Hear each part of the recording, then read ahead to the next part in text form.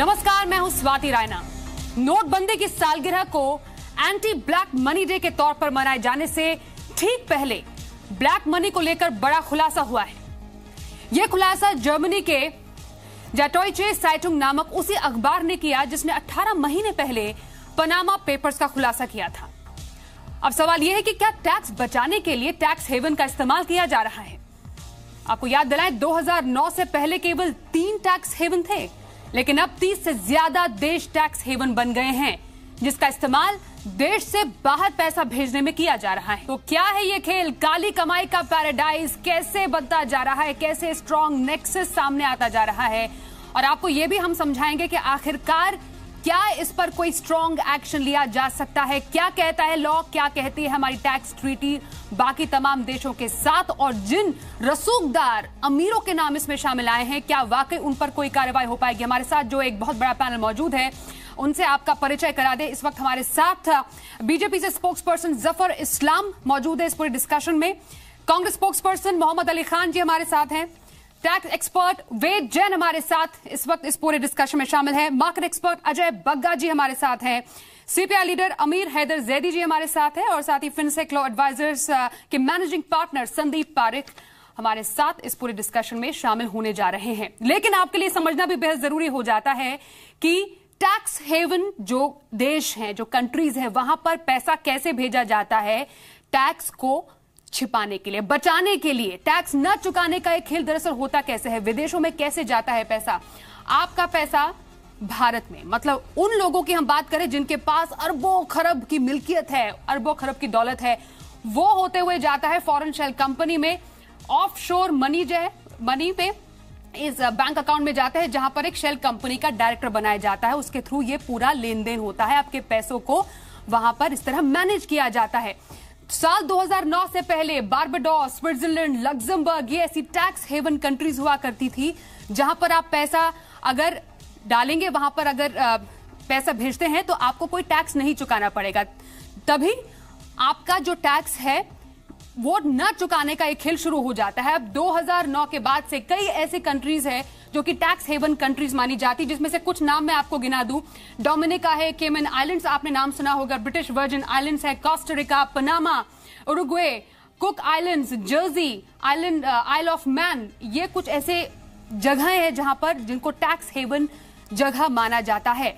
अब टैक्स चुकाने न चुकाने का खेल क्या है? गलत तरीके से बाहर पैसा भेजना। आप एजेंट्स के थ्रू, जो बाहर की कंट्रीज होती है वहां पर जो कंपनीज होती हैं उसके थ्रू पैसा बाहर भेजता है। इनकम छिपाने के लिए यह तरीका अपनाया जाता है।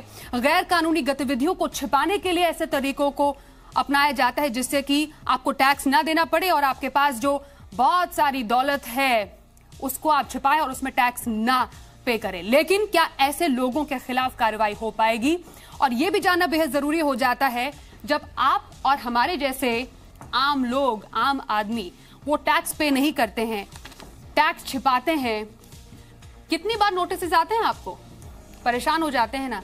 लेकिन ऐसे कुछ लोग हैं जो कि टैक्स अगर छिपा भी दे और उनके खिलाफ कोई कार्रवाई हो पाती है, लेकिन कब तक हो पाती है?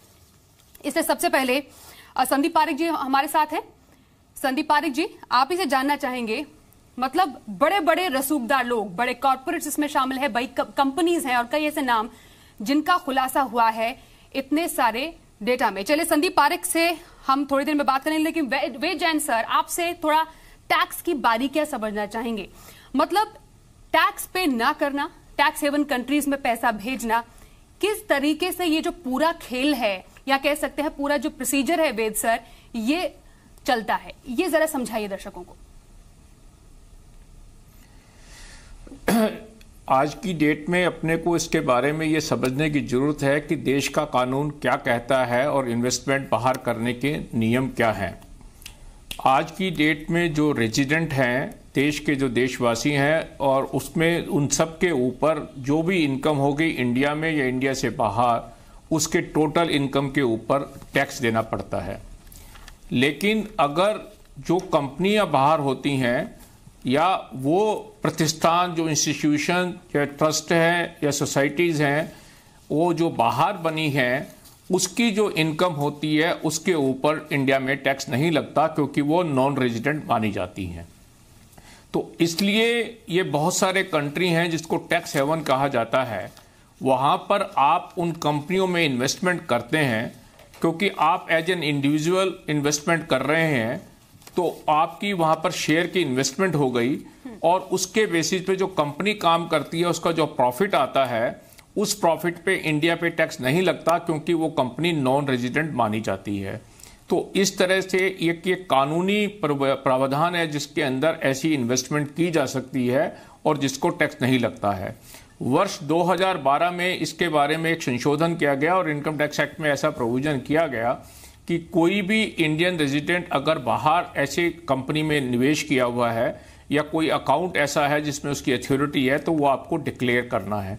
तो ये तो आज की डेट में कानूनी प्रोविजन है जिसके अंदर ये अवेलेबल है। और आज की डेट में रिजर्व बैंक ऑफ इंडिया के रूल के हिसाब से एक लिबरलाइज रेमिटेंस स्कीम LRS कहते हैं, जिसके अंदर प्रति व्यक्ति $2.5 लाख हर साल भेजे जा सकते हैं। $2.5 लाख की कीमत समझनी चाहिए। आज की डेट का रेट लगाओ तो 1,40,00,000 रुपए लगभग $2.5 लाख के ऊपर और 2 करोड़ रुपए के करीब लगभग का अमाउंट बन जाएगा, क्योंकि अगर 65 रुपए का रेट लगाएं 2.5 लाख के ऊपर, तो उसके हिसाब से 1,70,00,000 1,80,00,000 की वैल्यू निकल कर आती है।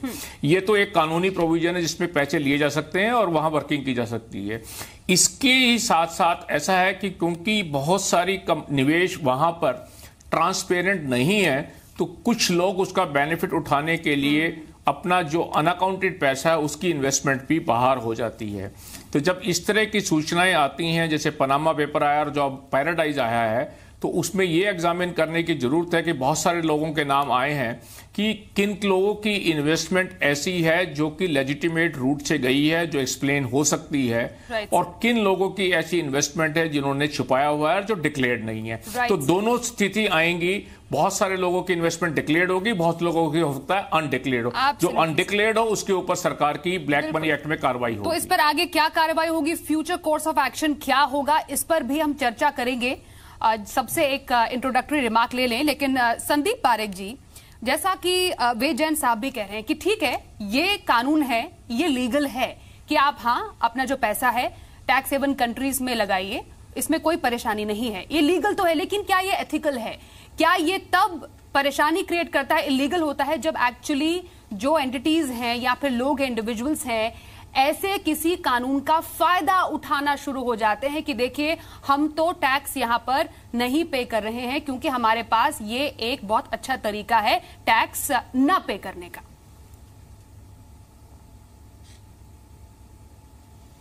देखिए, जैसे कि वेद जी ने कहा कि जो कई लोग जो है इंडिया में टैक्स देने के बाद बाहर इन्वेस्टमेंट करते हैं, तो वो लोग जनरली टैक्स हेवन में इसलिए करते हैं ताकि जो हाई टैक्स कंट्रीज है, यूरोप है, यूएस है, उनमें उनका डबल टैक्स ना हो, उनका ईज ऑफ ऑपरेशंस के लिए काफी कॉमन है उनको टैक्स हेवन में इन्वेस्ट करना।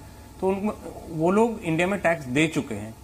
दूसरा कैटेगरी जो है कि जो टैक्स छुपाने के लिए सीक्रेटली मान लीजिए कुछ ब्राइब का पेमेंट है, इंडिया में टैक्स ना पे करके कुछ बाहर ट्रांसफर प्राइसिंग में बाहर टैक्स ना देते हुए पैसा बाहर निकालना, ये सब चीजें इलीगल है और इसको इन्वेस्टिगेट करना रिलेटिवली इजी है, क्योंकि कुछ साल पहले जैसे कि आपको मालूम है जो भी इंडियन टैक्स पेयर्स हैं उन सबको डिक्लेयर करना पड़ता है कि बाहर क्या एसेट्स है, क्या अकाउंट्स है। ये डिटरमिन करना काफी इजी हो गया। और जब जैसे कि हमने पनामा पेपर में देखे थे, कई लोग के नाम आए थे पर उन्होंने क्लियरली अपने बैलेंस शीट में दिखाया था कि उनके फॉरेन एसेट्स है। तो ये दो कैटेगरीज को काफी इजीली सेग्रीगेट किया जा सकता है। जहां पे मुश्किल आएगी वो है जो नॉन रेसिडेंट एनआरआई है, उनके लिए मुश्किल आएगी, क्योंकि जो इंडिया में टैक्स डिक्लेयर करते ही नहीं है लेकिन इंडिया में काफी मान लीजिए आधा साल रहते हैं, तो टेक्निकली वो इंडियन टैक्स रेसिडेंट नहीं हुए तो उन्हें डिक्लेयर नहीं करना पड़ता है India, unless source income Indian है। तो उन केसेस में कई जगह प्रॉब्लम हो सकता है और उनमें इन्वेस्टिगेशन की जरूरत पड़ेगी। बेसिकली जो इसका फायदा गलत तरीके से उठाते हैं उन्हें परेशानी होने जा रही है। बट मिस्टर अजय बग्गा, ये एक्चुअली कितनी बड़ी प्रॉब्लम है इंडिया के लिए भी, क्योंकि कुछ ऐसे एक्चुअली लोग हैं जो कि वाकई इसका फायदा उठा रहे हैं। और जो रिपोर्ट है उसमें ये वाकई क्लियरली कहा गया है कि हाँ, कुछ लोगों ने एक्चुअली ऐसे किसी कानून का फायदा उठाया है, बाहर वाले जो टैक्स हेवन कंट्रीज है वहां पर पैसा डालकर उन्होंने एक्चुअली टैक्स ना चुकाने का ये पूरा खेल खेला है। देखिए स्वाति, ये जरूर देखना पड़ेगा, जैसे वेद जी ने भी कहा, संदीप जी ने भी कहा कि कौन सा पैसा वैध है, कौन सा अवैध है। तो आप देखें तो आप भारत से बाहर पैसा लगा सकते हैं अगर आपकी होली ओन्ड सब्सिडरी है। 400% आप अपने नेटवर्थ का पैसा बाहर ले जा सकते हैं, तो ये अलाउड है। सेकंड, अगर आप एनआरआईज हैं या भारतीय मूल के किसी और देश के सिटीजन हैं, तब भी आप बाहर होल्ड कर सकते हैं अकाउंट्स। तो ये देखना पड़ेगा कितना पैसा लीगल है, क्या इलीगल है। ये तो अब सरकारी एजेंसियां जब जांच करेंगी तभी बता सकती हैं। दूसरी बात है क्या इम्पैक्ट होगा, मेरे को नहीं लगता ज्यादा इम्पैक्ट होगा। आज थोड़ी कंपनी स्वाति हमने देखा रिएक्शन आते हुए, जिन कंपनीज और जिन प्रमोटर्स के नाम लिए गए 2-2% काफी कंपनियां गिरी इस मार्केट में, तो वो थोड़ा इम्पैक्ट जरूर आया। बट हमने जैसे पहले देखा, ये चौथा बड़ा खुलासा है और वो सील्ड एनवेलप में नाम पड़े रहते हैं, कुछ ज्यादा कार्रवाई नहीं होती। एक आध कोई छोटे नाम को पकड़ लिया जाएगा और उनका एग्जाम्पल बनाया जाएगा, बट बड़ी फिश को ज्यादा कुछ हाथ लगता नहीं। तो मार्केट इसको ज्यादातर नजरअंदाज ही करता है कि कुछ होने वाला नहीं, चेंज होने वाला नहीं, और ये जैसे है चलता रहेगा। ऑल राइट, इनफैक्ट इसी स्ट्रॉन्ग स्टेटमेंट के साथ मैं जफर इस्लाम जी आपके पास आऊंगी। सरकार ने कहा है कि हाँ, इस पूरे मामले पर हम डेफिनेटली संज्ञान लेंगे, इस पर कार्रवाई की जाएगी। सीबीडीटी ने बयान दिया है कि इस पूरे मामलों में आए नामों की जांच होगी। बरमूडा के साथ टैक्स संधि है, जानकारी भी मांगी जाएगी। पनामा केस की जांच में 2 साल लगे थे, इसमें भी जांच मल्टी एजेंसी करेगी। चलिए, पनामा केस में कुछ थोड़ी बहुत जांच पड़ताल हुई थी, लेकिन क्या वाकई जो बड़ी मछलियां हैं उन तक पहुंच पाएगी सरकार?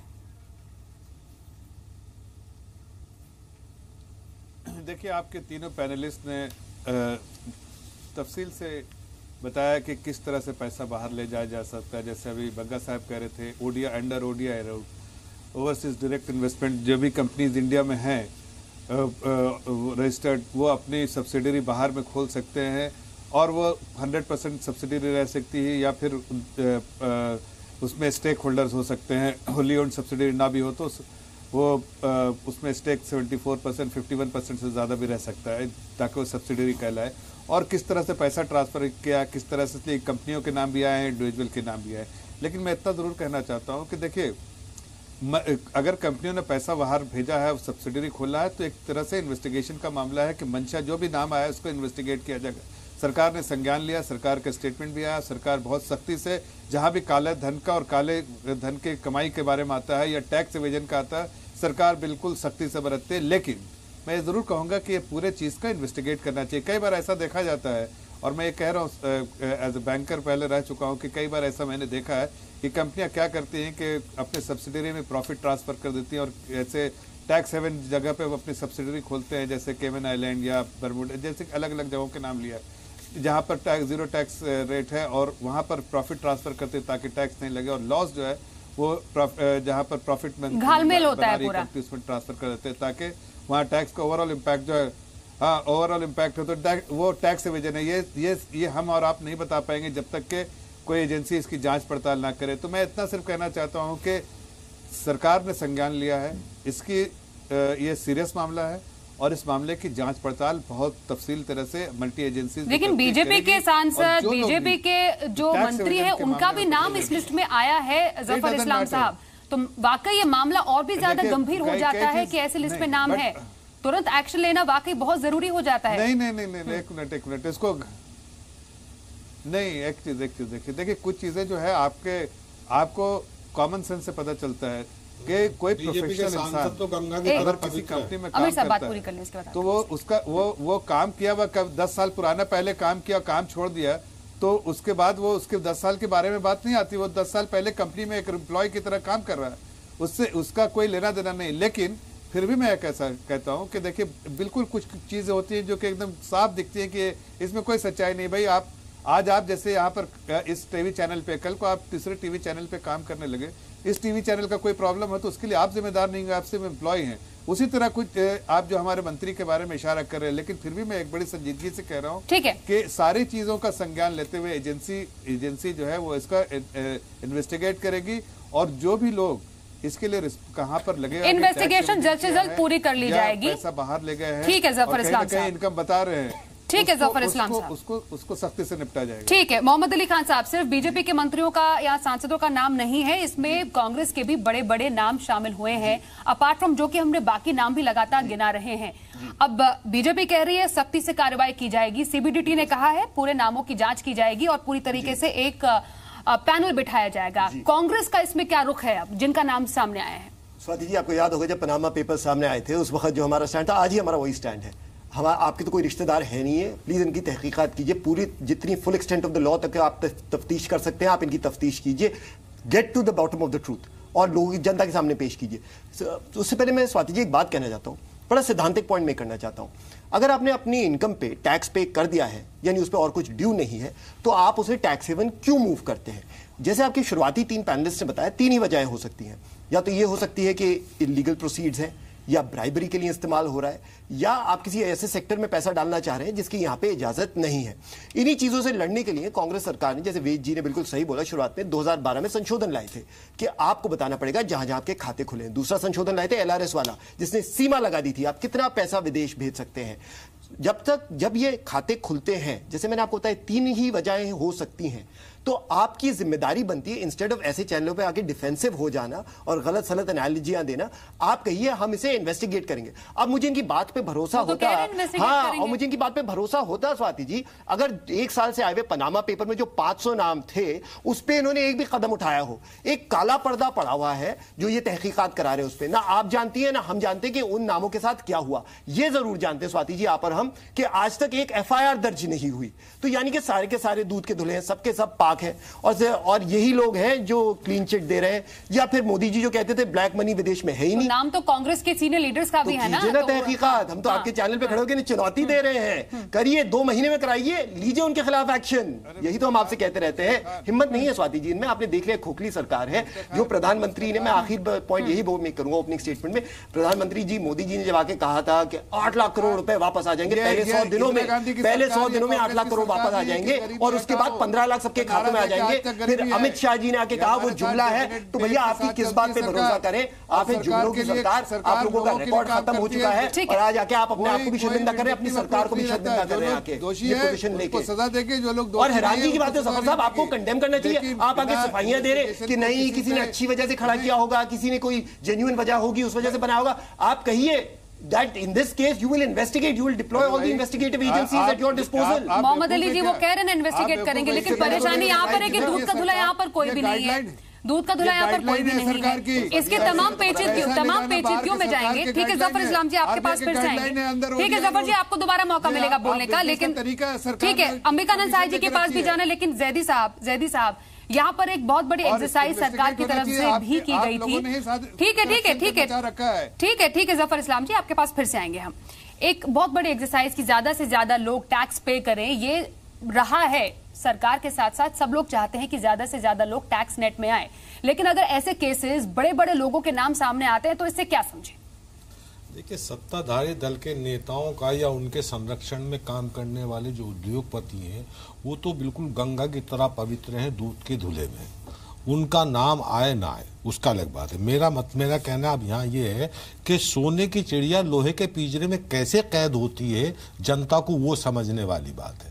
पहले हमारे यहाँ ईस्ट इंडिया कंपनी एक काम करती थी, बिजनेस भी वही करती थी और देश का शासन भी वही चलाती थी। तो अब क्या हुआ कि 2 हिस्सों में इसे डिवाइड कर दिया गया है।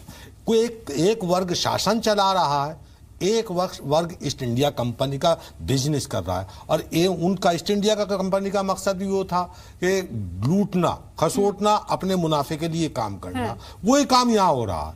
कोई भी देश हित की बात करने वाला इस मुल्क में अब बचा नहीं बचा। अच्छा, आप कह रहे हैं कि सब दूध के धुले में नहीं है, किसी किसान नेता का नाम आया है इसके अंदर?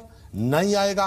किसी किसान का नाम आया नहीं आएगा, किसी वामपंथी नेता का नाम आया नहीं आएगा। जो ईमानदारी की राजनीति कर रहे हैं उनका नाम इस तरह के घोटालों घपलों में नहीं आएगा। अभी तो कुछ नाम है ये, अभी तो बहुत सारे नाम उजागर आप, मैं चैलेंज के साथ नहीं स्वाति जी, चैलेंज के साथ कह रहा हूं। आप मुझे बताइए, देश का 80-60% जनसंख्या खेती पर आधारित है। किसी किसान का नाम आया है? किसी किसान ने वहां पैसे जाके रखे हैं?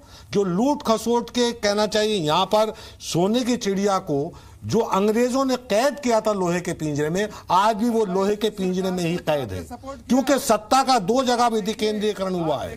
2 जगह, एक सत्ता चला रहे हैं, एक देश को लूटने का काम कर रहे हैं।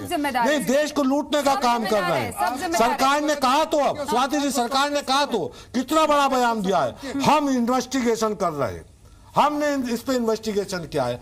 जिस पाकिस्तान को हम दिन रात कोसते हैं, वहां वो पनामा पेपर लीक के अंदर अपने प्रधानमंत्री की कुर्सी खा जाते हैं, जिसे हम कहते हैं भ्रष्टाचारी है। वहां की संस्था बेकार है, वहां का सुप्रीम कोर्ट बेकार है। हमारा तो सुप्रीम कोर्ट भी अच्छा है, इन्वेस्टिगेशन एजेंसी भी अच्छा है। ठीक है, तो कार्रवाई किस तरीके की कार्रवाई? आपका कहने का मतलब है किस तरीके की कार्रवाई हो? तो पैसा नजर आ जाता है, ठीक है, लेकिन ये गोबर गैंग का जो पैसा गैर मुल्कों में मौजूद है, जो ये कहते हैं हम गंगा की तरह पवित्र हैं, तो इनका पैसा तो वहां गया, कैसे गया? ठीक है, ये मुल्क को बताएं। ठीक है जैदी साहब, अंबिकानंद साहे जी, मतलब पनामा पेपर्स में अभी ज्यादा समय नहीं हुआ है जब बहुत सारे नाम उजागर हुए थे, वैसा ही मामला पैराडाइज पेपर्स के नाम पर सामने आया है।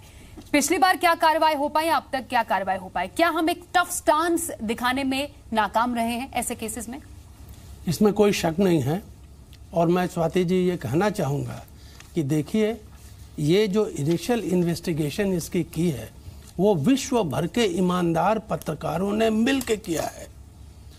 करीब 1800 पत्रकार तकरीबन 1 साल से ज़्यादा रिसर्च करने के बाद इस नतीजे पे पहुंचे।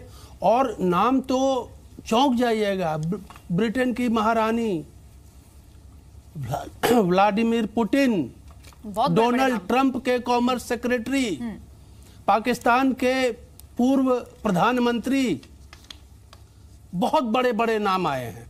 हम अभी भारत में चुनावी मौसम है, इसीलिए कांग्रेस से कौन नाम, बीजेपी से कौन नाम, इस पे हम फोकस कर रहे हैं। लेकिन ये बहुत बड़ी इन्वेस्टिगेशन है और भारत के लिए बहुत बड़ी दुख की बात है कि 180 देशों का जिक्र इन इन्वेस्टिगेशंस में हुआ और उसमें भारत का पोजीशन 19वां है। अब आप जरा देखिए भारत की हालत क्या है।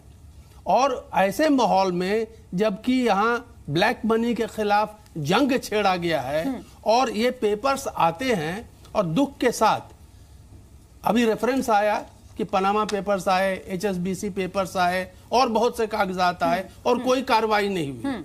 मैं समझता हूं कि इस देश के पत्रकार और शायद देश की आधी से अधिक जनता ये जानती और मानती है कि इस बार भी कुछ नहीं होना है, चाहे कोई इन्वेस्टिगेशन आप करते रहिए, क्योंकि कानूनी लूपहोल भी है। आपने सवाल बड़ा अच्छा उठाया था कि एथिकल, मॉरल और क्रिमिनल, ये किस दायरे में इनको लिया जाए। तो बहुत दुख के। इनफैक्ट संदीप पारेख जी से मैं इनफैक्ट इसी पॉइंट पे आऊंगी। संदीप पारेख जी, आपने कहा कि ऐसे लोग हैं जो अपना टैक्स भी पे करते हैं और टैक्स हेवन कंट्रीज में भी पैसा जाता है, फाइन, लेकिन क्या हमें एक टफ लॉ, टफ कानून की ऐसे मामलों में जरूरत है? अगर वो लॉ होगा तो वो कैसा, उसका एक स्वरूप कैसा हो सकता है? देखिए, टफ लॉ के बारे में बात कर रहे हैं, उसके पहले मैं एक चीज बताना चाहूंगा कि ये 1 मिनट पहले फाइनेंस मिनिस्ट्री ने अभी ट्वीट किया है कि जो पनामा पेपर्स थे उसमें कुछ 450 केसेस, 426 केसेस थे, उसमें से 147 एक्शनेबल केसेस है और 279 नॉन एक्शनेबल केसेस। तो 1/3 केसेस में एक्शन लिया जा रहा है। तो उसको देखें तो इसके 2 पहलू है। अगर आप एनफोर्समेंट की बात करें कि नए लॉज की कोई जरूरत नहीं है, इसमें जो एग्जिस्टिंग लॉज है, जो सबसे बड़ा जो चेंज हुआ है कुछ साल पहले, वो ये है कि बैलेंस शीट में जो इंडियन रेसिडेंट्स हैं, बैलेंस शीट में उनको दिखाना पड़ता है फौरन। अगर $1 भी है बाहर तो उसको बैलेंस शीट में दिखाना पड़ता है, तो उसको बहुत इजीली टैली कर सकते हैं। और अगर टैली हो रहा है वो, तो फिर उसको इमीडिएटली क्लोज भी किया जा सकता है। दूसरा ये कि जो जहाँ पे ब्लैक मनी है, करप्शन मनी है, उसको ट्रेस करना भी रिलेटिवली इजी रहता है। जैसे कि मैंने कहा, जो सबसे मुश्किल जो है वो ये होता है जबकि एनआरआई है या जो नॉट ऑर्डिनरी रेसिडेंट हैं, वो लोग या तो फिर ट्रांसफर प्राइसिंग में अपना प्रॉफिट शिफ्ट कर देते हैं इंडिया से, तो वो ग्रे केसेस हो जाते हैं। उसमें लड़ाई यकीनन हुई, कई साल चलेगी टैक्स डिपार्टमेंट और जो एसएससी उसके बीच में। तो जैसे कि मैंने कहा कि पनामा पेपर्स में भी 1/3 केसेस में पॉजिटिव एक्शन लिया गया है बेस्ड ऑन एग्जिस्टिंग लॉज। तो ये नहीं कह सकते कि हम जो लॉज है वीक है, बस उसका इन्फोर्समेंट सही होना चाहिए और विदाउट पार्शियलिटी होना चाहिए। पनामा पेपर लीक में किसके खिलाफ एक्शन हुआ है बताएंगे आप? किसी एक नाम का आप यहाँ नेशनल चैनल पे बैठ के वो तो बताएंगे कि मैं अभी आपको ट्वीट करके पढ़ रहा हूँ कि 140 किसी एक का नाम बताएंगे आप? नहीं, वो आपको फाइनेंस मिनिस्ट्री को पूछना पड़ेगा। 147 तो आप जो यहाँ पे चोरों को बचाने के लिए एक नई शब्दावली घड़ रहे हैं मुल्क के अंदर और बता रहे हैं कि साहब हुआ है ऐसा, तो बताएंगे। इस देश का पत्रकार तो ईमानदार है, वो भी पनामा पेपर लीक की क्या कानून है उसमें, वो सब उसमें एक्सप्लेन कर रहे हैं, वो भी यहाँ पे कर सकता है। लेकिन यहाँ का पत्रकार अगर कुछ करता है तो उसके ऊपर 1 करोड़ रुपए का मानहानि का मुकदमा सरकार दर्ज कर देती है, उसे धमकी देती है या जेल में भेज देती है। ये सरकार ये कर रही है। यहाँ की तो हिंदुस्तान की प्रेस भी आजाद नहीं है। एक्शन इसमें क्या हो सकता है? एक्चुअली कितना टाइम लग सकता है? टाइम फ्रेम क्या है? पत्रकारी करना चाहते हैं और हमारे देश के मैक्सिमम पत्रकार ईमानदार। ठीक है, जैदी साहब आपने अपना पॉइंट रखा। जफर इस्लाम जी आपके पास आएंगे क्योंकि वेद जैन साहब यहाँ पर एक पॉइंट ऐड करना चाह रहे हैं। वेद जैन जी बताइए, आप क्या बोलना चाह रहे हैं? अभी अच्छी देखिए, मैं सभी अपने जो राजनीतिक इसमें डिबेट में हिस्सा ले रहे हैं उनसे मैं एक निवेदन है कि इस ऐसे इशू को राजनीति से उठ के देखने की जरूरत है और इसको समझने की जरूरत है कि कानून क्या कहता है और ये क्या परिस्थिति हुई है। आज की डेट में भारत में निवेश के लिए सरकार कितनी कोशिश कर रही है। इनकम टैक्स में हमारे यहाँ कितनी एग्जम्पशन दी है। हमने फ्री ट्रेड जोन बनाए, हमने स्पेशल इकोनॉमिक जोन बनाए, हमने पावर सेक्टर में कहा निवेश करेंगे तो आपकी इनकम पे एग्जम्पशन लगेगी, हमने कहा टेलीकम्युनिकेशन में इन्वेस्टमेंट करेंगे तो एग्जम्पशन मिलेगी। उन प्रोविजन के अंदर एग्जम्पशन आने की वजह से इंडिया भी उस स्थिति में एक टैक्स हेवन हो गया उस इन्वेस्टमेंट के लिए। उसी आधार पे बाहर से इन्वेस्टमेंट इंडिया में आई। इसी तरह से विभिन्न देशों में विभिन्न एग्जम्पशन है। आपको ध्यान होगा कि वोडाफोन का एक केस आया था, बेल्जियम में इंटरेस्ट की इनकम पे एग्जम्पशन है बाहर से अर्न की हुई, तो ब्रिटिश में वोडाफोन काम करती है, पैसा बेल्जियम से आया, वो एग्जम्पशन है। तो आज की डेट में जब इंडिया में एक रेजिडेंट को, जो इंडियन सिटीजन को कानून के अंदर ये फैसिलिटी अवेलेबल कराई गई है कि वो बाहर जाके निवेश कर सकता है और उस निवेश की जो इनकम अगर किसी कंपनी में आएगी उसकी टैक्सेशन किस ढंग से होगी, तो मैं ये मानता हूं कि एक उस इन्वेस्टर को ये राइट भी है कि वो उस कंट्री में इनकम को लगाए, वहां लगाए जहां पे उसको टैक्स की एफिशिएंसी आए। तो ये मान के चलना कि जब पनामा पेपर आ गए या पैराडाइज पेपर आ गए वो सब इलीगल है, वो टैक्स की चोरी है, वो काला धन है, तो ठीक नहीं होगा। अभी पारिक साहब भी बता रहे थे कि जैसे पनामा पेपर में 426 केसेस में से 279 केसेस ऐसे आए जिसके ऊपर सबका डिक्लेयर्ड है और वो लेजिटिमेट है। अगर आज की डेट में आपने सवाल पूछा एथिकल कितना है, मोरल कितना है, क्रिमिनल कितना है, जब आज की डेट में इंडिया का कानून ये अलाउ करता है कि आप भारत में बाहर निवेश कर सकते हैं, जब भारत चाहता है कि बाहर के लोग इंडिया में निवेश करें तो इंडिया के लोग भी बाहर निवेश करेंगे। अब इंडिया में किसी कंपनी ने जो निवेश किया हुआ है उसको किसी टैक्स की छूट मिलती है, ये तो नहीं कह सकते कि वो बाहर की कंपनी का काला धन है।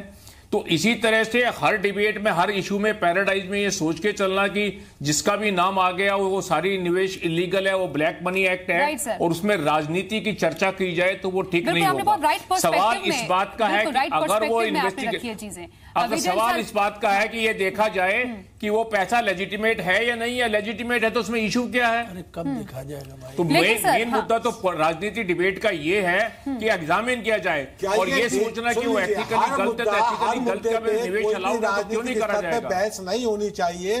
कभी राष्ट्र हित से जुड़ा हुआ मुद्दा है, इसे भी आप सेंसिटिव बता दीजिए, इसे इस पे सवाल उठाने वालों को भी देशद्रोही बता दीजिए। हम तो इतना जानते हैं कि आज के इस खुलासे से ये बात साबित हो रही है कि राजनीति अगर आज की डेट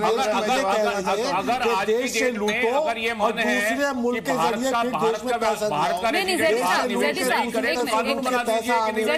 उद्योगपतियों के लिए एक छूट दी गई है। किसान का पैसा लगातार लगा है कहीं से।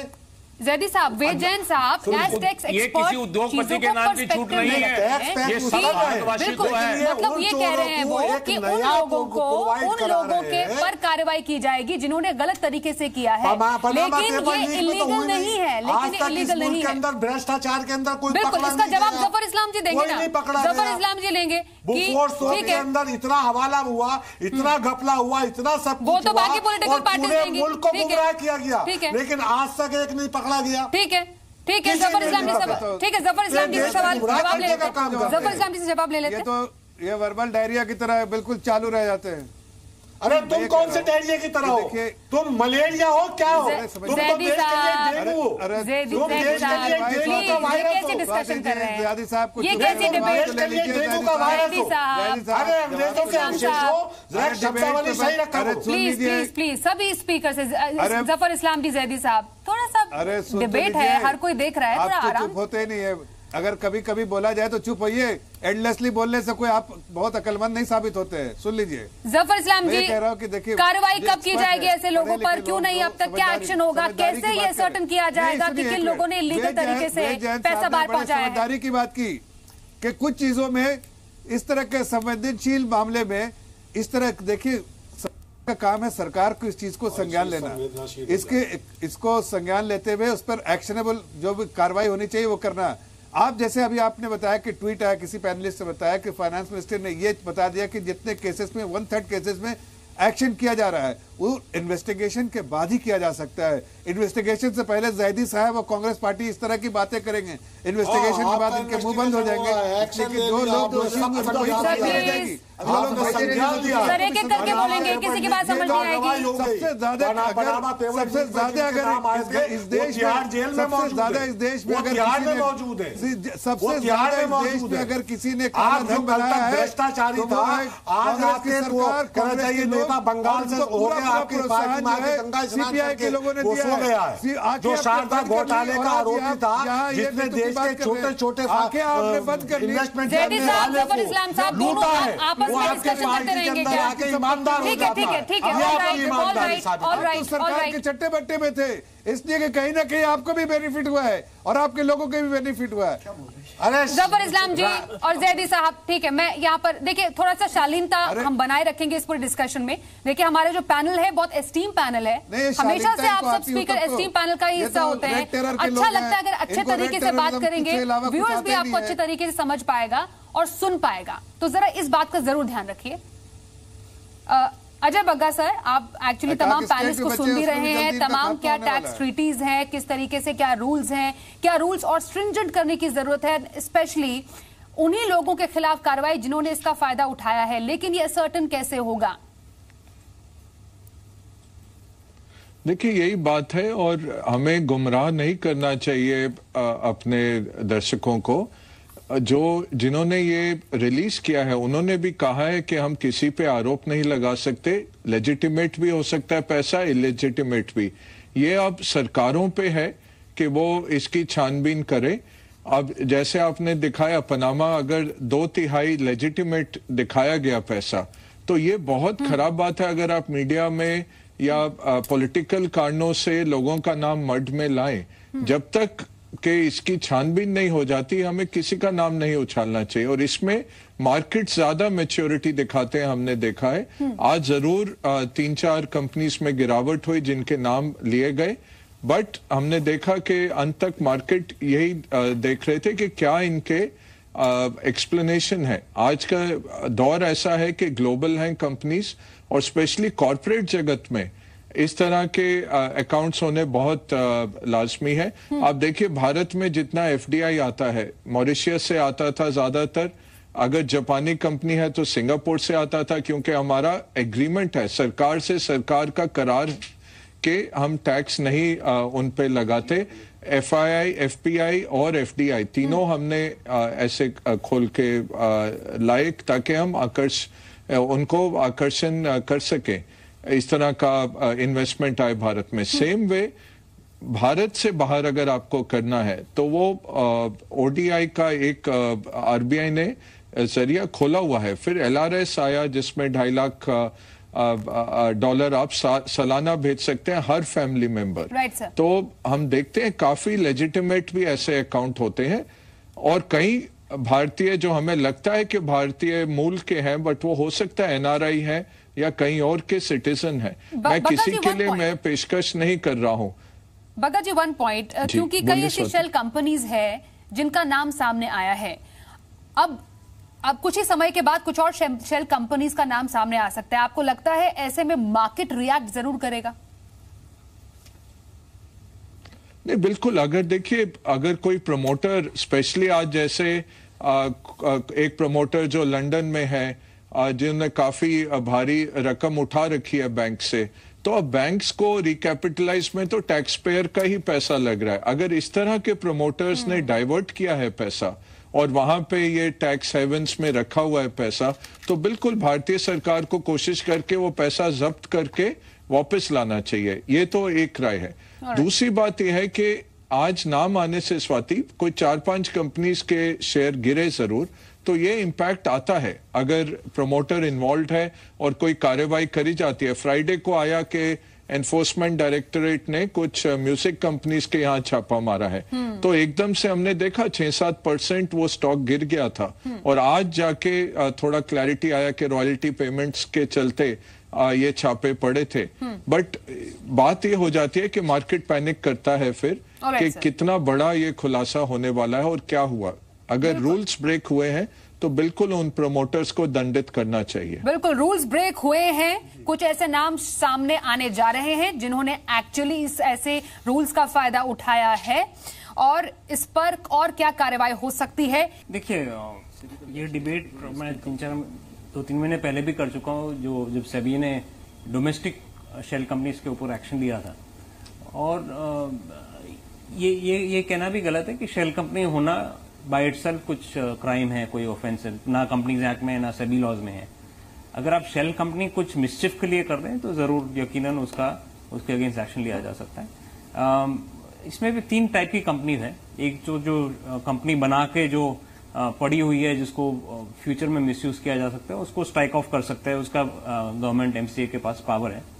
दूसरा, ये जो कंपनीज इंक्लूडिंग लिस्टेड कंपनीज है सेबी के डोमेन में, जो 20 साल पहले 30 साल पहले प्रॉफिटेबल थी पर ठप हो चुकी है, उसमें से काफी मैं समझता हूँ 1-1.5 हजार कंपनीज ऐसी होगी जो लिस्टेड स्पेस में है। उसमें से उनको अगेन ये लीगल कंपनीज थी, वैलिड कंपनीज थी, लेकिन समय के कारण ये बैंकरप्ट हो गई हैं, पर लिस्टेड है अभी भी। और तीसरी जो है जिसमें मिसचिफ होता है, और इसमें कई किस्म के मिसचिफ होते हैं। सबसे जो ऑब्वियस है, जिसके अगेंस्ट एक्शन लिया गया था 2 साल पहले सेबी ने लिया था, वो टैक्स का है, क्योंकि टैक्स बेनिफिट मिलता है जो लिस्टेड कंपनीज है उनको। अगर एसटीटी दिया जाए तो कैपिटल गेन्स का एग्जेम्पशन रहता है, तो उसमें काफी मिसचिफ होती है, स्पेशली स्मॉल कैप कंपनीज में। तो ये 3 अलग अलग टाइप की है, उसमें से एक ही प्रॉब्लमैटिक है, तो उसको अलग करना पड़ता है, और एनफोर्समेंट एक्शन सिर्फ जो लास्ट कैटेगरी है उसके अगेंस्ट लिया जा सकता है। बट अगर ऐसी कंपनियों का खुलासा होता है, राइट, ऑल राइट, ऐसे कंपनियों का खुलासा होता है, ऐसे कंपनियों के नाम उजागर होते हैं अजय बग्गा जी, तो ऐसे में जो निवेशक हैं उनके मन में ये सवाल होगा कि हमें क्या करना चाहिए उस टाइम पर। लॉन्ग टर्म एक नजरिया क्या रहना चाहिए एक निवेशक का? देखिए, जब तक कन्विक्शन नहीं होता है तो आप सीधा सिर्फ र्यूमर्स पे ना निवेश करिए या ऐसी कंपनियां मत बेचिए। बट अगर आप देख रहे हैं कि इंस्टीट्यूशनल सेलिंग आ रही है और कुछ आशंका लग रही है, तो निकल जाना ही बेहतर रहेगा। तो मैं कहूंगा कि अभी तो बहुत जल्द है, ये बहुत प्रीमेच्योर है, ये आएगा सारा डेटा भारत सरकार पे, और हमने आज मीडिया में भी देखा कि सेबी भी कंपनी से पूछताछ कर रही है। आई एम श्योर एक्सचेंजेस भी लिखेंगे इन कंपनीज को जिनके नाम आए हैं, कि एक्सचेंजेस भी बोलेंगे कि हमें एक्सप्लेनेशन दीजिए। कल तक थोड़ा एक्सप्लेनेशन भी आने शुरू हो जाएंगे। तो ये तो रुकना पड़ेगा, देखना पड़ेगा। बट अगर आप बिल्कुल भी थोड़ा भी आपको आशंका लगती है तो निकल जाना बेहतर है आम निवेशक के लिए।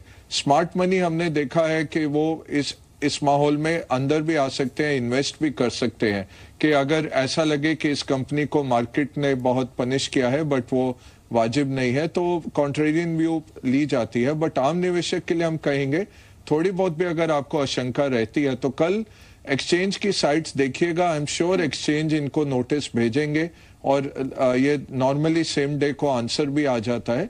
तो कल थोड़ा खुलासा स्वाति आ जाना चाहिए, एटलीस्ट फॉर्मल रूप से। ये 4-5 कंपनीज जो लिस्टेड हैं और बड़ी कंपनीज हैं। शेल कंपनी ज्यादातर निवेशक दूर ही रहते हैं, इतना नहीं होता है एक्सपोजर। वो जो लोग घुमा रहे होते हैं पैसा वही डाले होते हैं पैसा। ऑलराइट सर, अमिकानंद जी, उसके बाद वेद जैन सर आपके पास मैं आऊंगी। एक्चुअली पैराडाइज के फेर में कौन कौन फंसे हुए हैं ये दर्शकों के लिए एक बार फिर से मैं बहुत ही क्विकली बोलूं। अमिताभ बच्चन का नाम इसमें शामिल है, जो कि पनामा पेपर लीक में भी इनका नाम शामिल था। विजय माल्या बिजनेसमैन, आप सभी उन्हें बहुत अच्छे से जानते हैं। नीरा राडिया कॉर्पोरेट लॉबिस्ट, दिलनशी संजय दत्त की पत्नी जिनका नाम मान्यता है। जयंत सिन्हा विमानन राज्य मंत्री, हालांकि उन्होंने एक बयान भी दिया है कि पहले वो कंपनी के डायरेक्टर हुआ करते थे लेकिन जब वो मंत्री बने उसके बाद उन्होंने वो पद छोड़ दिया था। आर.के. सिन्हा सांसद बीजेपी, जिन्होंने कहा वो उसके बारे में कुछ कहना नहीं चाहते हैं। कार्ति चिदम्बरम, पी चिदम्बरम के बेटे इसमें शामिल है। ये वैसे मैटर ऑफ इन्वेस्टिगेशन है अभी कि किसने टैक्स चोरी की है। इसमें और भी कई नाम शामिल है, कई एंटिटीज, कई कंपनीज के नाम शामिल है। लेकिन एक सिंपल सवाल जो एक आम आदमी यही जानना चाहता है कि अगर यही पैसा एक्चुअली टैक्स किया जाता और वो पूरे सिस्टम में आता तो शायद उससे कई लोगों का वेलफेयर हो सकता था। मतलब एक मूलभूत जो समस्या है वो यही रह जाती है ना कि टैक्स चोरी अभी भी सिस्टम के लिए बहुत बड़ी परेशानी है। मेरे से पूछा? जी बिल्कुल सर। स्वाति जी, पैसा बहुत आकर्षक चीज है और जो जिनका धंधा है पैसा कमाना वो अच्छी तरह जानते हैं और कमाने के सिलसिले में काला सफेद दोनों इस्तेमाल होता है। और बहुत बड़े बड़े और चौंकाने वाले नाम आए हैं। आजकल यूरोप में फुटबॉल में बहुत पैसा है। अब आप देखिए आर्सेनल और एवर्टन जैसे क्लब्स में भी इस किस्म का गलत पैसा लगता है। नाइकी और एप्पल जैसे कंपनी में भी काला धन लगता है और ट्विटर और फेसबुक में सारे के नाम आए हैं अभी। हाँ। तो अब आइए राजनीति पे। भारत के इतने प्रमुख आपने नाम गिनाए और अभी लीगल लूप होल्स की भी बात हो रही थी। एक कानून है इस देश में, सब चुनाव लड़ते हैं कि क्या आपने चुनाव में जो आपने कागजात दाखिल किए इलेक्शन कमीशन को, उसमें मेंशन किया। इसके लिए कोई बहुत रॉकेट साइंस की जरूरत नहीं है। अगर आप में विल हो, डिटर्मिनेशन हो तो 24 घंटे में यह पता चल जाएगा। हाँ हाँ। तो यहीं पे सवाल आता है कि देखिए, मैं कांग्रेस और बीजेपी की बात नहीं कर रहा हूं, मैं इस देश की बात कर रहा हूं कि अब तक इतने दिनों में इस किस्म का ये 5वां बड़ा डिस्क्लोजर है, सजा एक को भी नहीं हुई। ये कमाल की बात है। मान लिया कि 2/3 लेजिटिमेट पैसा था, लेकिन अगर 1/3 भी इलेजिटिमेट है, उसमें एक को भी सजा ना हो, ये तो गजब देश है भाई। मैं अम्बिकानंद जी की बात में एक बात जोड़ना नहीं, बट ये स्वाति, ये देखिए जो केस, जो लॉ है, लॉ क्या कहता है, एक भी बेकसूर को सजा नहीं होनी चाहिए। ठीक है सर। ये दूसरी बात है कि कसूरवार को सजा दीजिए, वो ठीक है। बट अगर एक भी बेकसूर को आप सजा देते हैं, उसमें से वो भी ठीक लॉ नहीं है। और लॉ यही कहता है इस आधार पे सारे जो कसूरवार हैं उन्हें सजा दे दीजिए। अभी सर ने कहा है कि 24 घंटे में हम पता कर सकते हैं, लेकिन सर 24 साल में नहीं लगेगा। इनके लिए धन सर्वोपरि है, देश सर्वोपरि नहीं है, जिन्हें देश की जनता भगवान जयदी साहब तो बहुत डिमोरलाइज हो गए हैं। सुन लीजिए, जयदी साहब तो बहुत डिमोरलाइज हो गए। स्वाति जी, जिसे देश की जनता भगवान के स्थान पर रखती है, अमिताभ बच्चन जी को, उनका नाम पनामा पेपर लीक में भी आता है, बुफोर्स में भी आता है, आज भी आ जाता है, लेकिन वो देश की जनता को स्वच्छता अभियान तो सिखाने निकले हैं। गुजरात के एम्बेसिडर भी है, देश के महानायक भी है, लेकिन इस बात पे एक जुमला कहने को वो तैयार नहीं है कि ये मेरा नाम जो आ रहा है गलत कहते मैं जांच के लिए आपका बार-बार ये पॉइंट है कि क्या कार्रवाई की गई है। ठीक है, मोहम्मद अली खान साहब कुछ कह रहे हैं, फिर जफर जी आपके पास आएंगे और वेद जैन जी बस थोड़ा टाइम दे दीजिए, आपके पास फिर से आते हैं। जफर साहब, मेरा पॉइंट आप ही को एक्चुअली एड्रेस है, मैं चाहता हूं आप मुझे इसका जवाब दें। 2014 में आपको याद होगा एक एलजीटी बैंक था लिक्टेनस्टाइन में, कांग्रेस की सरकार के आखिरी कुछ दिन थे ये, और उस दौरान एक इन्वेस्टिगेशन हम लोगों ने लॉन्च किया था। ये भी 18 इंडियंस के अकाउंट्स को रिलेट करता था और हमारे जो एग्जिस्टिंग एजेंसीज के दायरे में हमने इसका इन्वेस्टिगेशन कराया था। 24 करोड़ का फाइन हमने इन 18 लोगों पे लागू किया था। इतना एक साल नहीं लगा था ये करने के लिए। मेरा सवाल आप पे, आपकी नीयत पे है, आपकी पारदर्शिता पे है और आपकी रफ्तार पे है। और आखिर में मैं ये कहना चाहूंगा पारदर्शिता वाले इशू पे, फाइनेंस मिनिस्ट्री ने ये ट्वीट तो कर दिया, मगर ट्वीट के माध्यम से नहीं, प्रेस रिलीज के माध्यम से बताइए कौन कौन ये लोग हैं जिनके खिलाफ आप एक्शन ले रहे हैं, क्योंकि देखना पड़ेगा कि आप लोग कितने निष्पक्ष हैं अपने लोगों के खिलाफ एक्शन लेने में और औरों के खिलाफ एक्शन लेने में। जफर जी अपनी बात रखिए। अब देखिए, हमारे सरकार की नीति करनी और करती दोनों में बिल्कुल साफ दिखा दिया कि जो हमने वायदे किए थे वो किया। हमने एसआईटी का गठन किया, इन लोगों ने नहीं किया। अरे एसआईटी और ब्लैक मनी कांग्रेस के दौरान एस्टैब्लिश हुई थी। जफर साहब, please don't talk incorrectly on facts, तो वो कर देते, तथ्यों पे आधारित बात कीजिए। हमने काला धन के खिलाफ बहुत सारे प्रयास किए। अरे चुप रहो भाई, आप चुप रहे, अगर आप गलत बोल रहे हैं, आप अपने को समझते क्या है, आप गलत फैक्ट देंगे, हम चुप रहेंगे।